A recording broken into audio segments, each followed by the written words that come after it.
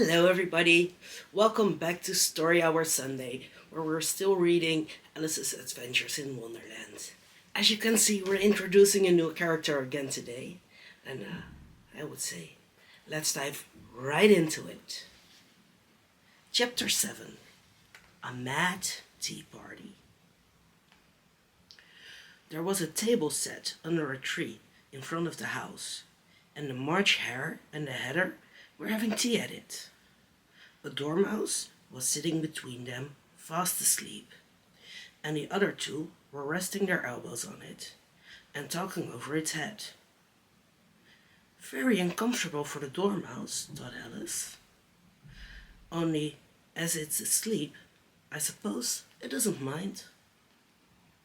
The table was a large one, but the three were all crowded together at one corner of it. "No room! No room!" they cried out when they saw Alice coming. "There's plenty of room," said Alice indignantly, and she sat down in a large armchair at one end of the table. "Have some wine," the March Hare said in an encouraging tone. Alice looked all round the table, but there was nothing on it but tea. "I don't see any wine," she remarked. "There isn't any," said the March Hare. "Then it wasn't very civil of you to offer it," said Alice angrily. "It wasn't very civil of you to sit down without being invited," said the March Hare. "I didn't know it was your table," said Alice. "It's late for a great many more than three." "Your hair wants cutting," said the Hatter. He had been looking at Alice for some time with great curiosity, and this was his first speech. "You shouldn't make personal remarks," Alice said with some severity. "It's very rude." The Hatter opened his eyes very wide on hearing this, but all he said was, "Why is a raven like a writing desk?" "Come, we shall have some fun now," thought Alice. "I'm glad they've begun asking riddles. I believe I can guess that," she said aloud. "Do you mean that you think you can find out the answer to it?" said the March Hare. "Exactly so," said Alice.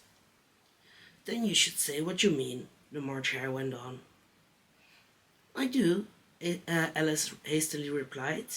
At least, I mean what I say. That's the same thing, you know."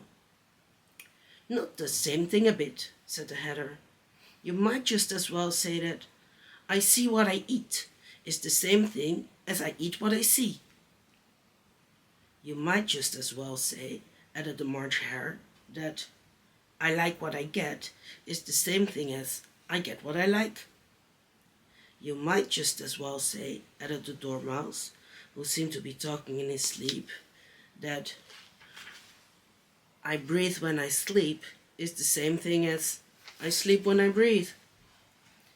"It is the same thing with you," said the Hatter. And here the conversation dropped, and the party sat silent for a minute, while Alice thought over all she could remember about ravens and writing desks, which wasn't much. The Hatter was the first to break the silence. "What day of the month is it?" he said, turning to Alice. He had taken his watch out of his pocket and was looking at it uneasily, shaking it every now and then and holding it to its ear. Alice considered a little and then said, "The 4th. "2 days wrong," said the Hatter. "I told you butter wouldn't suit the works," he added, looking angrily at the March Hare. "It was the best butter," the March Hare meekly replied. "Yes, but some crumbs must have got in it as well," the Hatter grumbled. "You shouldn't have put it in with the bread knife." The March Hare took the watch and looked at it gloomily. Then he dipped it into his cup of tea and looked at it again, but he could think of nothing better to say than his first remark. "It was the best butter, you know." Alice had been looking over his shoulder with some curiosity. "What a funny watch," she remarked. "It tells the day of the month and doesn't tell what o'clock it is." "Why should it?" muttered the Hatter. "Does your watch tell you what year it is?" "Of course not," Alice replied very readily. "But that's because it stays the same year for such a long time together." "Which is just the case with mine," said the Hatter. Alice felt dreadfully puzzled. The Hatter's remark seemed to have no meaning in it, and yet it was certainly English. "I don't quite understand," she said, as politely as she could. "The Dormouse is asleep again," said the Hatter, and he poured a little hot tea upon its nose. The Dormouse shook its head impatiently, and said, without opening its eyes, of course, just what I was going to remark myself." "Have you guessed the riddle yet?" the Hatter said, turning to Alice again. "No, I give it up," Alice replied. "What's the answer?" "I haven't the slightest idea," said the Hatter. "Nor I," said the March Hare. Alice sighed wearily. "I think you might do something better with the time," she said, than waste it asking riddles with no answers. "If you knew time as well as I do," said the Hatter, "you wouldn't talk about wasting it. It's him."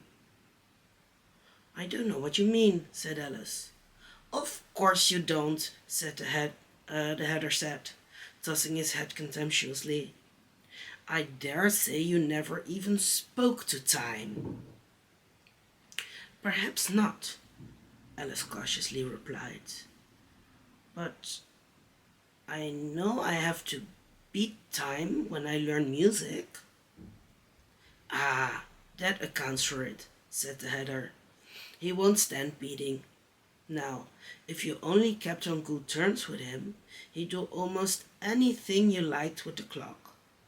For instance, suppose it were 9 o'clock in the morning, just time to begin lessons, you'd only have to whisper a hint to time, and round goes the clock in a twinkling. 1:30, time for dinner." "I only wish it was," the March Hare said to itself in a whisper. "That would be grand, certainly," said Alice thoughtfully. "But then, I shouldn't be hungry for it, you know."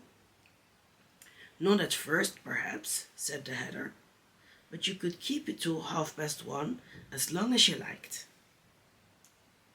"Is that the way you manage?" Alice asked. The Hatter shook his head mournfully. "Not I," he replied.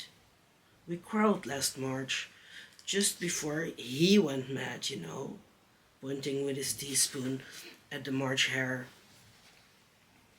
"It was the great concert given by the Queen of Hearts, and I had to sing. 'Twinkle, twinkle, little bat, how I wonder what you're at.' You know the song, perhaps?" "I've heard something like it," said Alice. "It goes on, you know," the Hatter continued, "in this way. Up above the world you fly, like a tea tray in the sky. Twinkle, twinkle." Here the Dormouse shook itself and began singing in its sleep. "Twinkle, twinkle, twinkle, twinkle," and went on so long that they had to pinch it to make it stop. "Well, I'd hardly finished the first verse," said the Hatter, when the Queen jumped up and bawled out, "He's murdering the time! Off with its head!" "How dreadfully savage!" exclaimed Alice. "And ever since that," the Hatter went on in a mournful tone, "he won't do a thing I ask. It's always 6 o'clock now." A bright idea came into Alice's head. "Is that the reason so many tea things are put out here?" she asked. "Yes, that's it," said the Hatter with a sigh. "It's always tea time, and we've no time to wash the things between whiles." "Then you keep moving round, I suppose," said Alice. Exactly so, said the Hatter, as the things get used up. But what happens when you come to the beginning again? Alice ventured to ask. Suppose we change the subject, the March Hare interrupted, yawning. I'm getting tired of this. I vote the young lady tells us a story. I'm afraid I don't know one, said Alice, rather alarmed at the proposal. Then the Dormouse shall, they both cried. Wake up, Dormouse! And they pinched it on both sides at once. The Dormouse slowly opened its eyes. I wasn't asleep, he said in a hoarse, feeble voice. I heard every word you fellows were saying. Tell us a story, said the March Hare. Yes, please do, pleaded Alice. And be quick about it, added the Hatter, or you'll be asleep again before it's done. Once upon a time, there were 3 little sisters, the Dormouse began in a great hurry, and their names were Elsie, Lacie, and Tilly, and they lived at the bottom of a well. What did they live on? Said Alice, who always took a great interest in questions of eating and drinking. They lived on treacle, said the Dormouse, after thinking a minute or two. They couldn't have done that, you know, Alice gently remarked. They'd have been ill. So they were, said the Dormouse, very ill. Alice tried to fancy to herself what such an extraordinary way of living would be like, but it puzzled her too much, so she went on. But why did they live at the bottom of a well? Take some more tea, the March Hare said to Alice, very earnestly. I've had nothing yet, Alice replied in an offended tone, so I can't take more.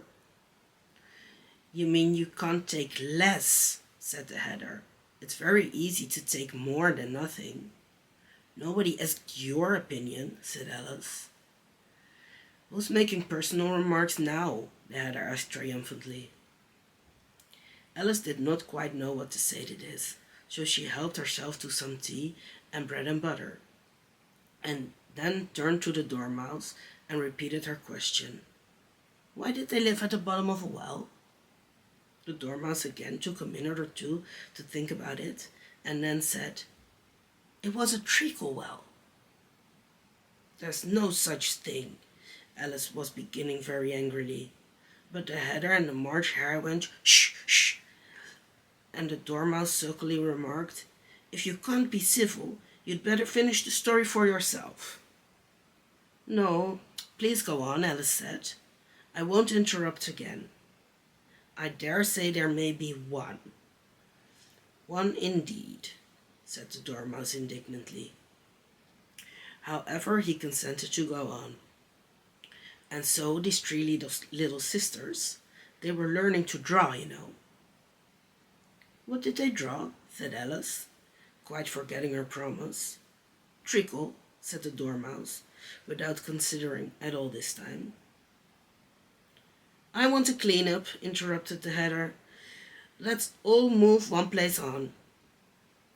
He moved on as he spoke, and the Dormouse followed him. The March Hare moved into the Dormouse's place, and Alice rather unwillingly took the place of the March Hare. The Hatter was the only one who got any advantage from the change, and Alice was a good deal worse off, as the March Hare had just upset the milk jug into his plate. Alice did not wish to offend the Dormouse again, so she began very cautiously. But I don't understand. Where did they draw the treacle from? You can draw water out of a water well, said the Hatter. So I should think you could draw treacle out of a treacle well. Stupid.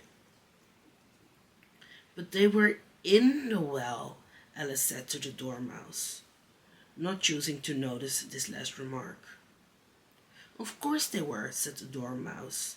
Well in. This answer so confused poor Alice that she let the Dormouse go on for some time without interrupting it. They were learning to draw, the Dormouse went on, yawning and rubbing its eyes, for it was getting very sleepy. And it drew all manner of things, everything that begins with an M. Why with an M? Said Alice. Why not? Said the March Hare. Alice was silent. The Dormouse had closed its eyes by this time, and was going off into a doze. But on being pinched by the Hatter, it woke up again with a little shriek and went on, that begins with an M, such as mousetraps, and the moon, and memory, and muchness. You know, you say things are much of a muchness. Did you ever see such a thing as a drawing of a muchness? Really, now you ask me, said Alice, very much confused. I don't think. Then you shouldn't talk, said the Hatter. This piece of rudeness was more than Alice could bear. She got up in great disgust and walked off. The Dormouse fell asleep instantly, and neither of the others took the least notice of her going, though she looked back once or twice, half hoping that they would call after her. The last time she saw them, they were trying to put the Dormouse into the teapot. At any rate, I'll never go there again, said Alice, as she picked her way through the wood. It's the stupidest tea party I ever was at in all my life. Just as she said this, she noticed that one of the trees had a door leading right into it. That's very curious, she thought. But everything's curious today. I think I may as well go in at once. And in she went. Once more she found herself in the long hall, and close to the little glass table. Now, I'll manage better this time, she said to herself, and began by taking the little golden key and unlocking the door that led into the garden. Then she set to work, nibbling at the mushroom. She had kept a piece of it in her pocket, till she was about a foot high. Then she walked down the little passage, and then she found herself at last in the beautiful garden, among the bright flower beds and the cool fountains.